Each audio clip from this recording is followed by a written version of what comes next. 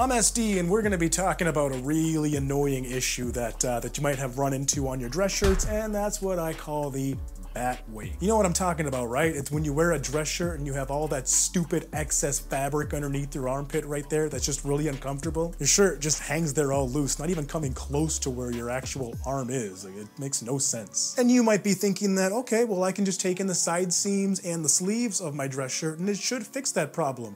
Yeah, in theory, sometimes it does make the problem better, but those Batwings, they can still be pretty tricky. Luckily, it's a really easy problem to fix, but it does involve a little bit of geometry and understanding of the human anatomy. Don't panic though, we're not getting too technical by any means. My understanding of geometry is like a 7th grade level, so just we're good. I wish I was kidding too, but I'm not at all. When it comes to measuring and pinning the side seams of your dress shirt before you're gonna tailor it, you wanna be really accurate. Yeah, like we know all that stuff. But that accuracy doesn't account, nor does it fix the Batwing problem. It's still a really significant problem. Well, luckily, that's where geometry comes in. In my early days, I would just run a stitch from point A to point B, not really thinking about the angle at all, and just say, oh, well, I'm sure it's gonna be fine. And sometimes it was, and most of the time it wasn't. And when it wasn't, oh man, did it create some chafing under my armpit. Are you ready? Because I'm about to go all Dr. House on you and explain the anatomy part. Now, the area that we're dealing with is the shoulder joint, which is a ball and socket joint. And this type of joint is designed for a wide range of motion, 360 degrees. It's nice and smooth, it's great. You can do all kinds of cool stuff.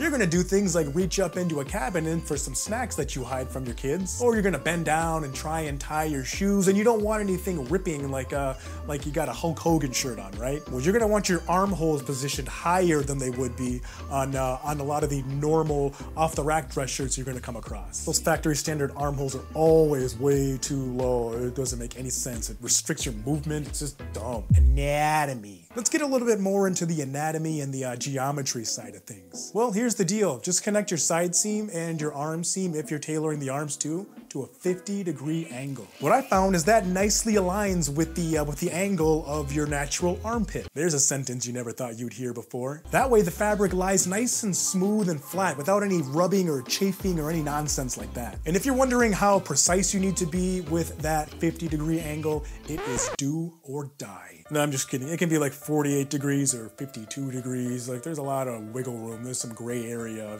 It's not the end of the world. Because remember, tailoring isn't about perfection by any means. It's about customizing your clothes to make them fit you the way that you want them to. So no, you don't need to get out a protractor or anything like that. That's all I got for you. SD out. Deuces.